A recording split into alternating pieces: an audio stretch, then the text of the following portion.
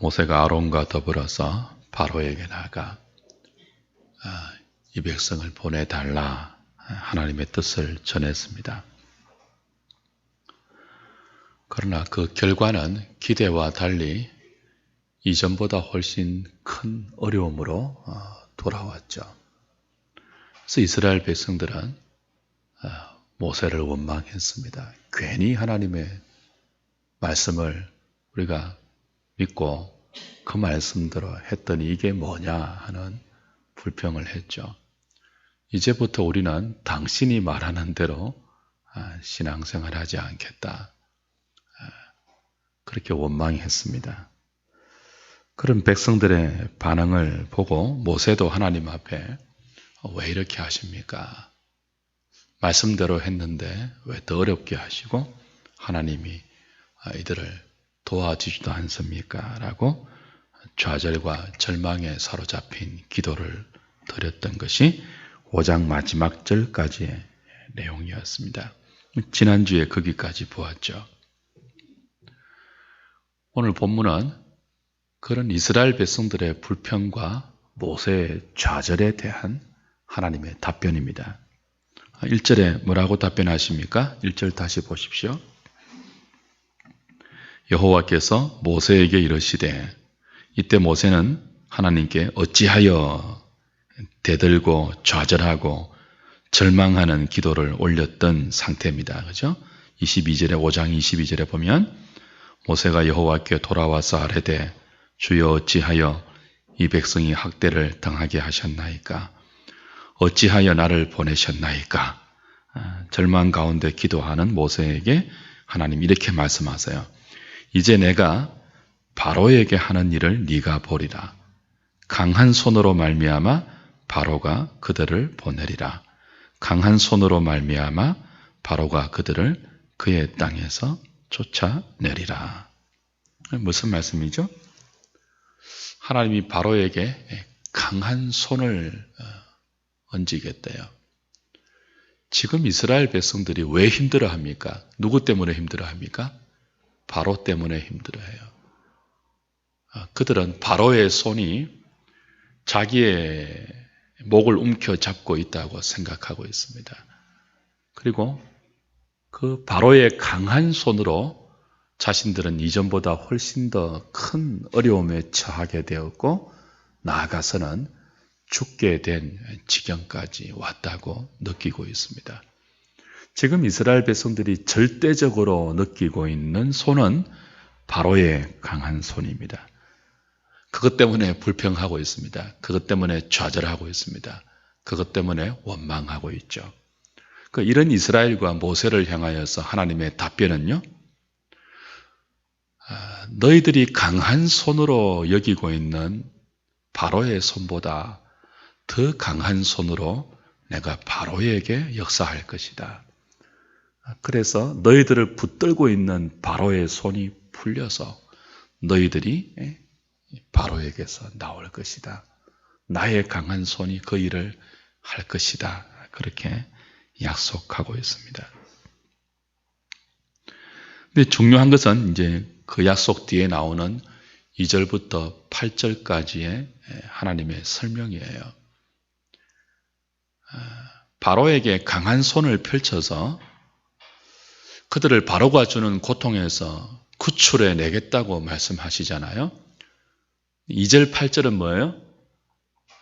그것이 무엇을 의미하느냐를 하나님이 직접 설명해 주시는 것입니다.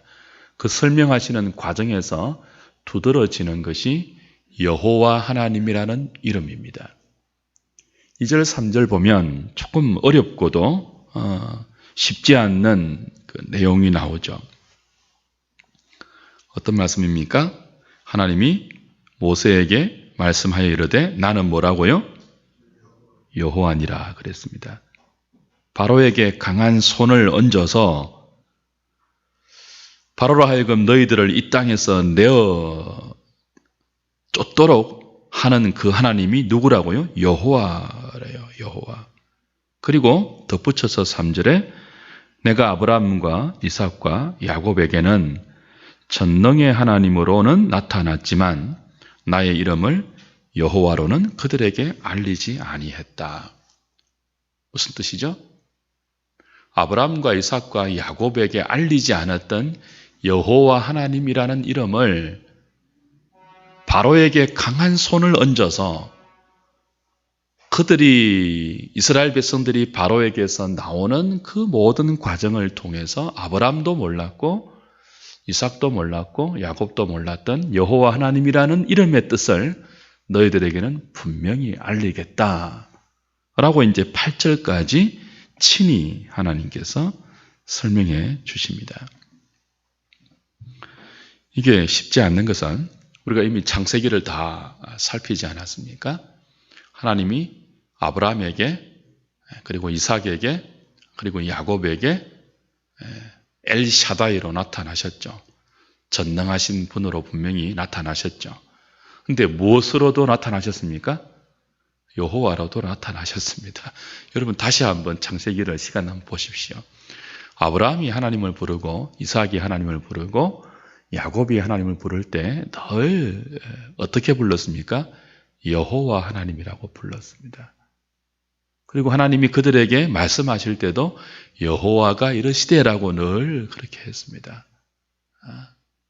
물론 엘샤다이 전능한 하나님으로 자주 나타나셨지만 그보다 훨씬 더 빈번한 그 횟수로 여호와 하나님을 알리셨단 말이죠. 근데 왜 오늘 본문에 오면 아브라함과 이삭과 야곱에게는 여호와 하나님으로 알리지 않았다라고 말씀하시는 것일까요? 이걸 풀어야지 여호와 하나님이라는 이름의 의미가 더 분명하게 우리에게 다가올 것입니다. 출애굽기 3장으로 다시 한번 돌아가 보십시오. 우리 전에 스스로 계신 하나님 확인할 때 조금 했지만 오늘 본문을 위해서 다 하지 않고 남겨놓았던 부분이 이제 나옵니다. 출애굽기 3장 13절부터 16절까지죠. 모세가 하나님께 아뢰되 내가 이스라엘 자손에게 가서 이르기를 너희의 조상의 하나님이 나를 너희에게 보내셨다 하면 그들이 내게 묻기를 그의 이름이 무엇이냐 하리니 내가 무엇이라고 그들에게 말하리이까. 하나님이 모세에게 이르시되 나는 스스로 있는 자이니라. 또 이르시되 너는 이스라엘 자손에게 이같이 이르기를 스스로 있는 자가 나를 너희에게 보내셨다 하라. 하나님이 또 모세에게 이르시되 너는 이스라엘 자손에게 이같이 이르기를 너희 조상의 하나님 여호와 곧 아브라함의 하나님 이삭의 하나님 야곱의 하나님께서 나를 너희에게 보내셨다 하라. 그 다음 보십시오. 같이 읽을까요? 시작. 이는 나의 영원한 이름이요 대대로 기억할 나의 칭혼이라 그랬습니다. 16절에도 너는 가서 이스라엘의 장로들을 모으고 그들에게 이르기를 여호와 너희 조상의 하나님 곧 아브라함과 이삭과 야곱의 하나님이 내게 나타나 이르시되 내가 너희를 돌보아 너희가 애굽에서 당한 일을 확실히 보았노라 하고 쭉 연결되죠.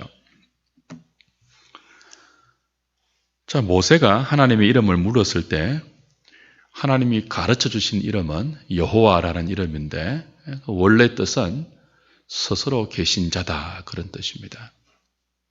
이 세상에 스스로 존재하는 유일한 분이 여호와 하나님입니다. 그러니까 유일한 신이에요. 스스로 계시는 분, 홀로 영원하신 분, 시작도 없고 끝도 없으신 분, 영원한 분. 그 하나님이 아브라함과 이삭과 야곱과 연관해서 여호와 하나님이라고 알려주신단 말이죠. 스스로 계신 하나님이 아브라함과 이삭과 야곱과 연결될 때는 여호와 하나님으로 이제 그 이름의 의미가 확정되는 거예요. 그럼 창세기 12장부터 한번 생각을 해 보십시오. 스스로 계신 하나님, 누가 하나님이라고 인정하지 않아도 그분은 하나님이십니다. 아무도 하나님을 모르고 하나님을 부르지 않고 하나님을 요청하지 않아도 그분은 어제나 오늘도 그리고 내일도 하나님이십니다. 영원히 하나님 되십니다. 인생의 반응과 상관없이 하나님은 스스로 하나님 되신 분입니다. 근데 스스로 계신 하나님이 아브라함을 부르고 이삭을 부르고 야곱을 불러서 그 스스로 계신 하나님이 어떤 하나님이 된다고요? 여호와 하나님이 됩니다. 아브라함이 없어도 하나님이에요. 이삭이 없어도 하나님이에요. 야곱이 없어도 하나님이에요. 그런데 그 하나님이 아브라함을 부르죠. 이삭을 부르죠. 야곱을 부르죠. 그들과 뭐 하죠? 약속을 맺으시죠. 그리고는 그때부터 스스로 계신 하나님을 여호와라고 알리신다고요. 그래서 언제나 여호와라는 이름이 나오면 아브라함과 이삭과 야곱이 따라 나오는 것입니다. 여기에 이런 중요한 의미가 있죠. 하나님이 아브라함을 불러서 약속을 주셨죠. 어떤 약속 주었습니까? 땅의 약속과 자손의 약속과 복의 근원이 되겠다는 약속을 주셨습니다. 이걸 요약하면 하나님은 아브라함을 하나님 백성, 그 특별한 백성 삼으시려고 수많은 인생들 가운데 아브라함을 택하신 것입니다. 이삭도 그렇고요. 야곱도 그렇습니다. 스스로 계신 하나님, 아무도 없어도 하나님의 하나님 되심에 대해서 조금의 손상도 입지 않는 하나님이 특별히 그 수많은 사람들 중에서 자격도 없고 조건도 없고 관심도 없는 아브라함을 불렀죠. 여러분, 아브라함이 본토 친척 아비 집에 살 때 하나님 백성 되겠다고 막 길을 쓴 적이 있습니까? 하나님 제발 나를 좀 하나님 백성 삼아주세요 막 기도한 적이 있습니까? 전혀 없습니다. 아브라함은 하나님에 대해 관심도 없었고요. 하나님이 누군지도 몰라서요. 그냥 우상 장수의 아들일 뿐이었습니다. 이삭, 야곱도 사실 그렇게 택함 받은 자에 불과하죠. 하나님은 그렇게 관심도 없고 생각도 없고 하나님을 부르지도 않고 필요치도 않는 수많은 인생들 가운데 택한 자를 불렀단 말이에요. 아브라함과 이삭과 야곱을 불러서 뭐 삼으신다고요? 자기 백성 삼으신다고요. 땅을 주신다고요. 하나님의 다스림을 의미하는 땅을 주신다고요. 그리고 그 하나님의 다스림을 받는 자기 백성, 자손을 약속하셨다고요. 그리고 그들을 통해서만 이 땅에 복이 흘러가도록 복의 근원이 되겠다고 약속하셨다고요. 거기에 대해 무엇도 없는요? 아무 관심도 없는.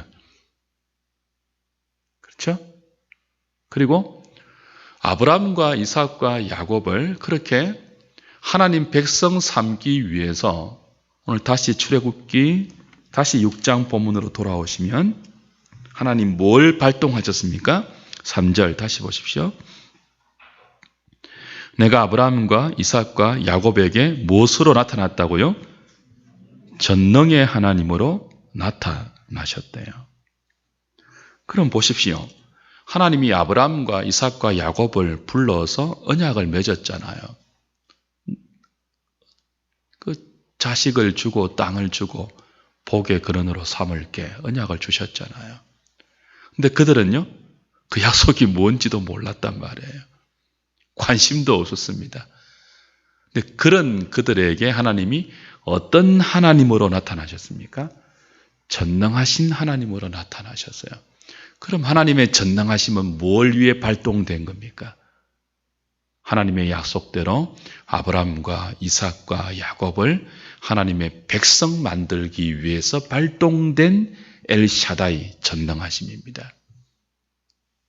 그러나 그럼에도 불구하고 아브라함과 이삭과 야곱은요, 전능한 하나님을 경험했지만 그 전능하신 하나님의 능력이 자신들의 삶에 이렇게 개입되고 나타나고 드러나서 그 하나님이 자신들에게 여호와 하나님 된다는 그 사실에 분명한 의미를 채 알지 못하고 죽었습니다. 왜냐하면 아브라함과 이삭과 야곱에게 주신 자식의 약속, 땅의 약속은 그들이 아직 뭐예요? 보지 못했잖아요. 성취하지 못했잖아요. 주시겠다고 하신 땅도 출애굽 이후에 출애굽기 지금 이 모세 이때에도 아직 이루어지지 않는 때란 말이에요. 주시겠다고 했던 바다의 모래 같고 하늘의 별 같은 자식들 이제 다 이렇게 성취되었지만 그들이 하나님 백성 되기 위해서는요, 시내산에서 율법을 받고 약속의 땅에 들어가 수많은 우상들 틈바구니 속에서 하나님을 신실하게 섬기는 것을 통해서 구체화될 것이란 말이에요. 아직 구체화되지 않은 거예요. 여호와 하나님이 그의 전능하신 능력을 당신의 택한 백성들에게 발동해서 마침내 이루게 될 하나님의 백성들이 어떻게 이 세상 가운데 드러나는지를 아직 족장들은 다 보지 못하고 죽었단 말이에요.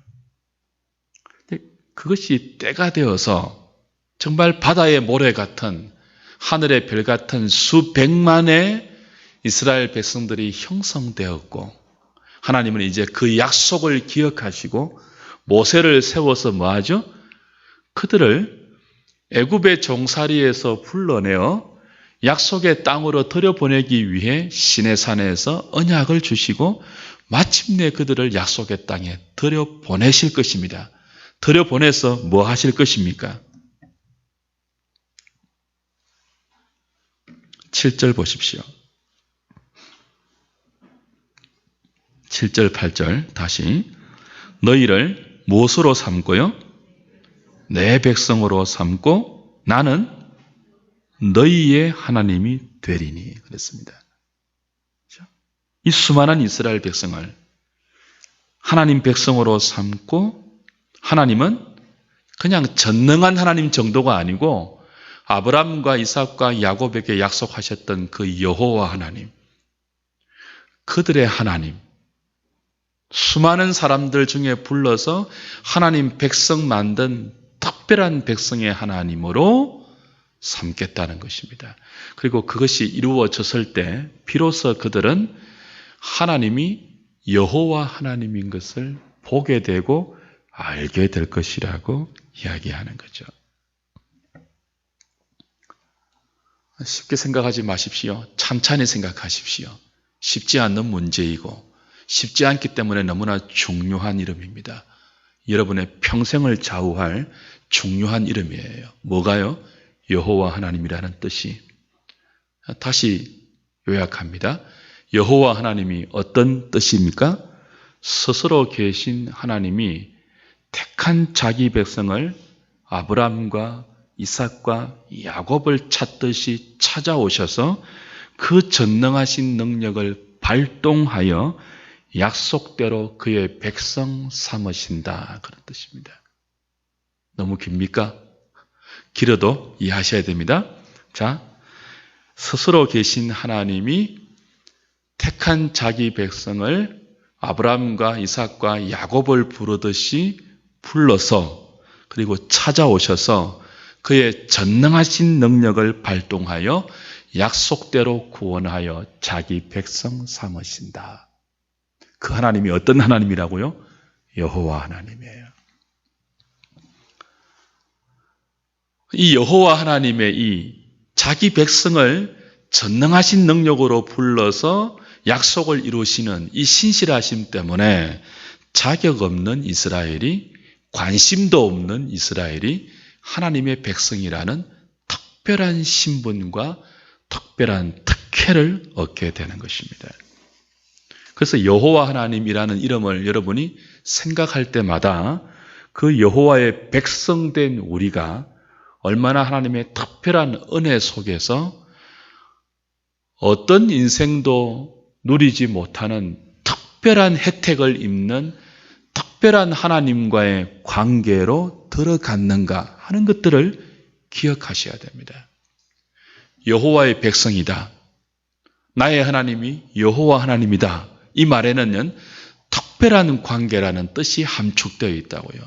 특별한 하나님, 특별한 나의 하나님, 특별한 하나님의 백성이 바로 나다 하는 뜻이 이름에 포함되어 있고 그 특별한 관계를 나에게 주기 위해서 하나님의 전능하신 능력이 관심도 없고 자격도 없고 생각조차 없었던 나에게 임했다 하는 것들을 우리는 잊지 말아야 합니다.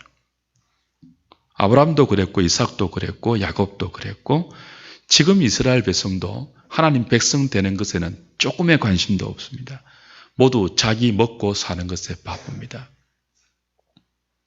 바로가 얼마나 자기들을 더 편하게 해줄 것이냐, 얼마나 더 힘들게 할 것이냐에만 온 관심이 집중되어 있지, 여호와 하나님이 자기를 불러내어서 자신들을 불러내어서 아브라함과 이삭과 야곱에게 약속하셨던 그 특별한 백성 만든다는 것에는요 아무런 관심이 없다고요.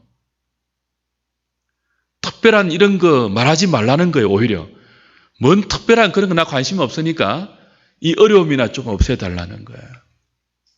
특별한 백성 안 돼도 되니까 예전처럼 그저 바로의 노예 상태에서 지금보다 더 어렵지만 않고 그냥 예전처럼만 돌려놔 달라는 거예요.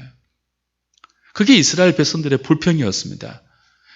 그리고 그 불평을 듣고 모세가 좌절 가운데 하나님께 기도했던 기도의 내용이었습니다. 어찌하여 이렇게 하십니까? 왜 나를 보내십니까? 하나님의 답변이 뭐라고요? 내가 여호와라니까 얘들아. 내가 여호와다. 내가 여호와인데 강한 능력을 아브라함과 너희 조상 아브라함과 이삭과 야곱에게 베풀었던 그 강한 능력을 너희들을 괴롭게 하는 바로에게 얹어서 내가 바로에게서 너희들을 구출해내고 너희 조상들에게 약속했던 특별한 백성 만들겠다니까. 그리고 그걸 위해서 너희들은 이 어려움을 겪어야 돼. 지금 이 말씀하고 있는 것입니다. 하나님과 특별한 관계로 지금 들어오는 시초입니다. 그 누구도 누리지 못하는 하나님 스스로 계신 분, 온 우주의 처음과 마지막인 분, 영원하신 분, 온 인생의 생사화복을 붙들고 계시며 우주의 전망을 결정하시는 분, 그분과 특별한 관계로 들어오기 위해서 너희들은 바로와의 관계를 정리해야 되고 그 바로와의 관계를 정리하기 위해서 바로가 주는 어려움쯤은 당연한 것으로 여길 줄 알아야 돼. 나와 특별한 관계를 맺는 것은 그냥 되는 것 아니야. 나와 특별한 관계로 들어오는 것을 미워하는 존재가 있으며 그걸 절대로 허락하지 않는 바로가 대변하는 사탄과 그의 종되어 있는 세상이라는 세력이 있기 때문에 너희들은 그냥 내 백성으로 쑥 만들어지지 않고 바로가 주는 어려움은 조금 견딜 수 있어야 돼. 그러나 바로가 주는 어려움과 비교할 수 없는 강한 손으로 너희들을 괴롭게 하는 바로를 내가 절단내고 약속대로 너희들을 해방시키고 나의 특별한 백성 삼을 것이야. 걱정하지 마라는 것이 오늘 하나님의 답변입니다.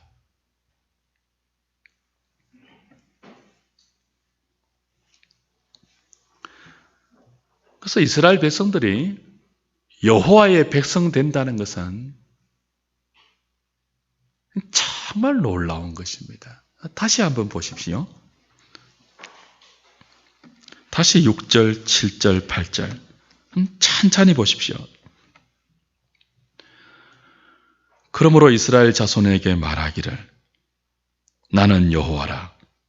내가 애굽 사람의 무거운 짐 밑에서 너희를 빼내며 그들의 노역에서 너희를 건지며 편팔과 여러 큰 심판들로서 너희를 속량하여 너희를 내 백성으로 삼고 나는 너희의 하나님이 되리니 너희를 내 백성으로 삼고 나는 너희의 하나님이 되리니 스스로 계신 하나님이 너희의 하나님이 되겠대요. 이건 얼마나 특별한 것인지 몰라요. 그냥 일반적인 하나님이 아니에요. 예를 들어 봅시다. 박홍섭이라는 이 남자는요, 그냥 박홍섭이라는 이름만 가지면 그냥 보통 평범한 남자입니다. 그런데 이 박홍섭이 김향미의 남편이 되면 특별한 이름이 됩니다. 여러분에게 박홍섭은 보통 그냥 이름이에요. 근데 김향미에게는요, 보통 이름이 아니에요. 남편이죠. 특별한 이름이죠.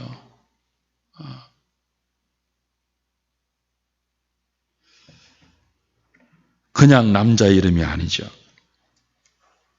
남편이라는 이름이 붙을 때 전적으로 다른 의미가 되는 것처럼 스스로 계신 하나님이 너희의 하나님, 이스라엘의 하나님이 되면요, 그때부터 여호와라는 특별한 이름이 되며 그 여호와의 백성이 된다는 것은 하나님의 신부가 된다는 그 의미 정도의 특별한 관계 안으로 들어온다는 뜻입니다. 보통 축복이 아니에요.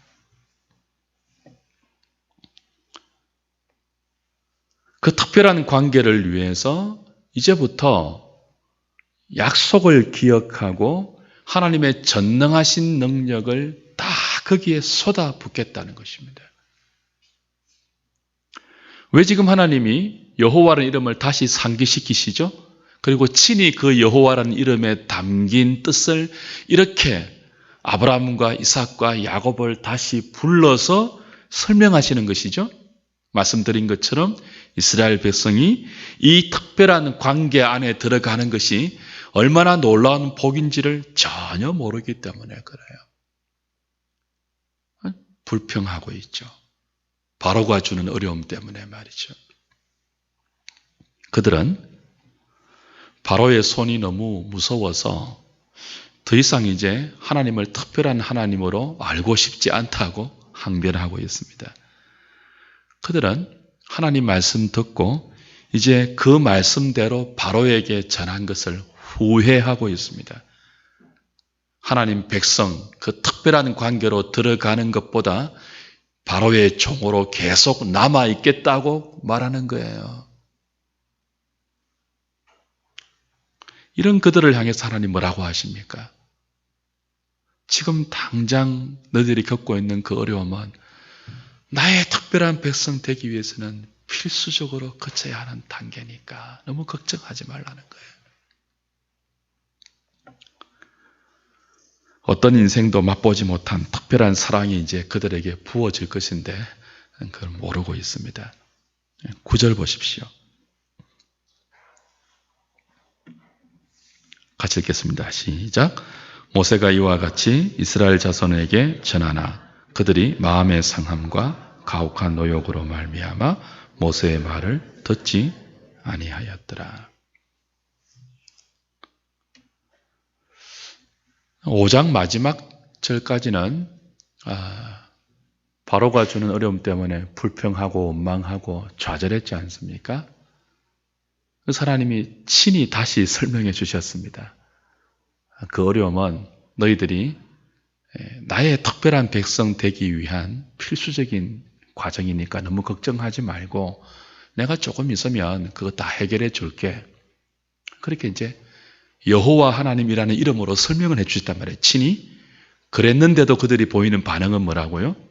마음이 이미 상했다는 거죠. 그리고 너무 힘들어서 그 말이 안 들어오는 거예요. 믿지 못하고 있죠. 듣지 아니하고 있죠. 누가 생각나지 않습니까?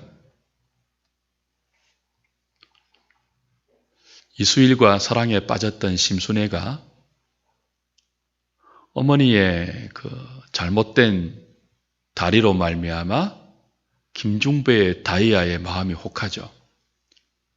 이수일을 배반하고 김중배에게 결혼합니다. 그때 이수일이 처절하게 부르짖는 거 기억나십니까? 뭐라고 하십니까? 김중배의 다이아가 그렇게 좋단 말이더냐. 울부짖습니다. 그리고 이수일이 뭐합니까? 복수를 결심합니다. 똑똑한 학생이었던 이수일이 심순애를 향한 복수를 위해서 고리대금업자가 됩니다. 그리고 마침내 복수하죠. 하나님이 이수일 같은 분이라면 우린 가망성이 없습니다. 우린 다 심순애 같잖아요. 김중배의 다이아에만 마음이 오케 있지 그 특별한 이수일의 사랑은 평가절하하고 있죠.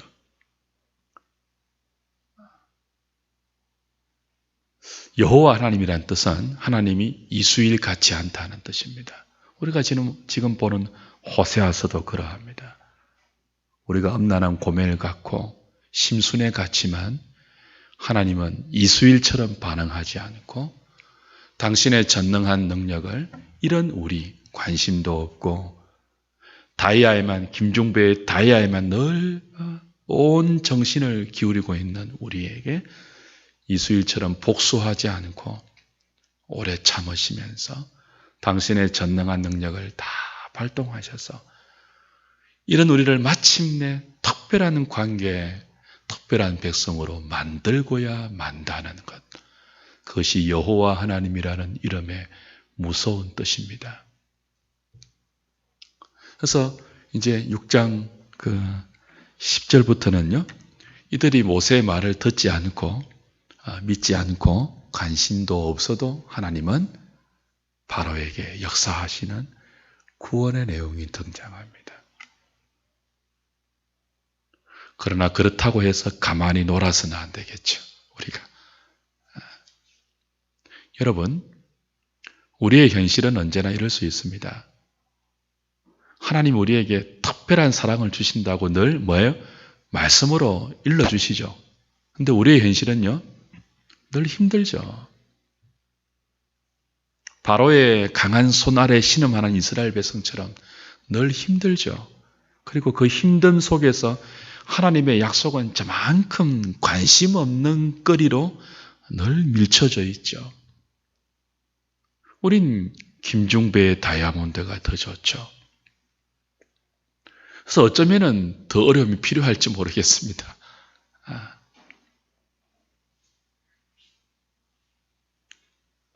문제는 우리의 현실과 하나님의 말씀이 약속하는 말씀 사이의 괴리입니다.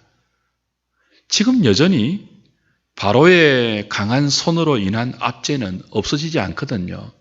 그래서 그들이 마음이 상했잖아요. 조영기 목사님이 보수적인 신앙에서 왜 번영신앙으로 돌아섰는가 하면 그런 동기가 있대요. 교인들의 집을 신방하는데 교인들이 너무 가난하더래요. 찢어질 듯 가난하더래요. 그래서 신학을 바꾸었대요. 좋으신 하나님을 선포하는 신학으로 바꾸었대요. 번영의 하나님으로 바꾸었대요. 그랬더니 교인들도 잘 되고 교회도 성장했더래요.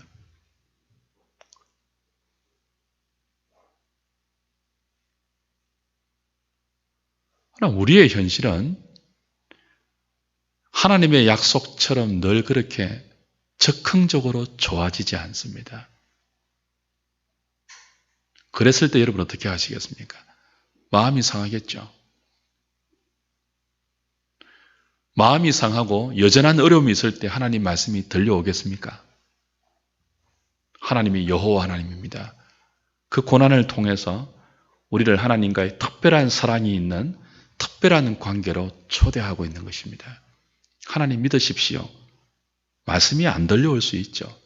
이미 마음이 상하면요, 말씀이 잘 안 들려옵니다. 그게 완악한 죄인들의 상태입니다. 오늘 혹 저와 여러분도 그럴 수 있습니다. 하나님 말씀 우리에게 무엇을 약속합니까? 우리가 특별한 하나님의 사랑을 입는 특별한 존재래요. 여러분이 경험하는 현실은요, 조금도 특별하지 않습니다. 어렵습니다. 공고합니다. 어떻게 이 갭을 줄이겠습니까? 그 갭을 줄이는 게 뭡니까? 믿음입니다. 뭐라고요? 믿음입니다.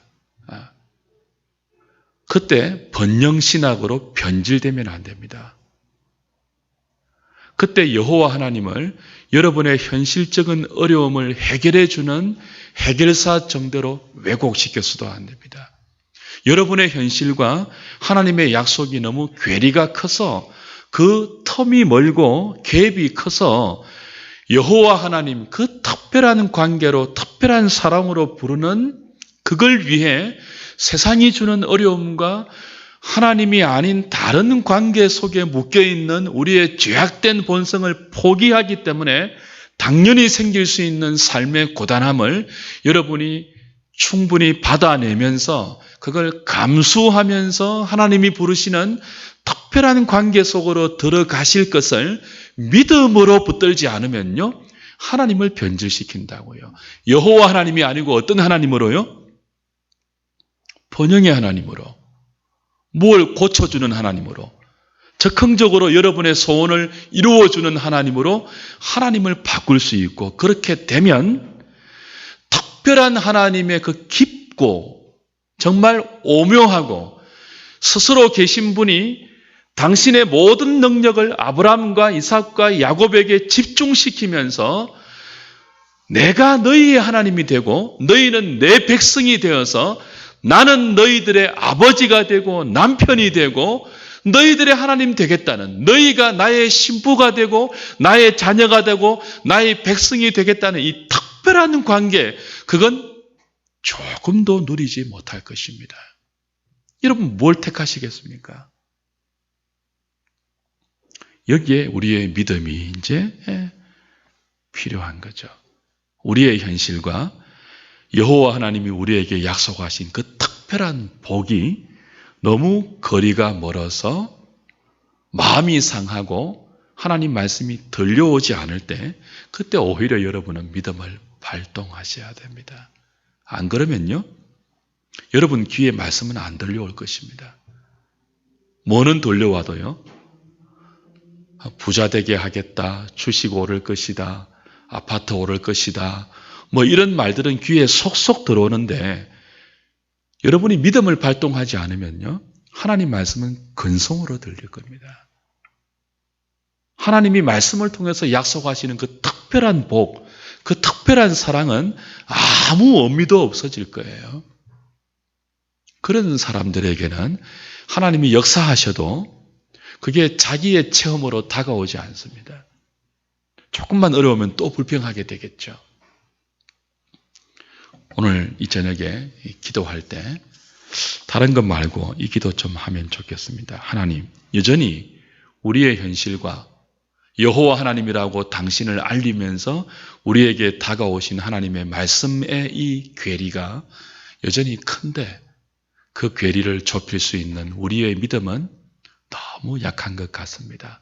우리를 불쌍히 보시고 우리의 현실과 하나님의 말씀을 믿음으로 좁힐 수 있는 그 은혜를 주십시오. 그래서 사력을 다해서 하나님 말씀을 붙들고 여러분의 어려운 현실을 여호와 하나님이 말씀하시는 말씀으로 해석해서 그 차이를 무엇으로 붙들라고요? 믿음으로 붙드셔야 돼요. 그러면 반드시 하나님의 강한 손이 여러분의 어려운 현실 가운데 전능한 능력으로 개입되고 여러분을 이 특별한 관계로 들여 넣으시는 그 놀라운 손길들을 맛보게 될 것입니다. 이 저녁에 그 은혜를 구하면서 기도하는 저와 여러분 되면 좋겠습니다.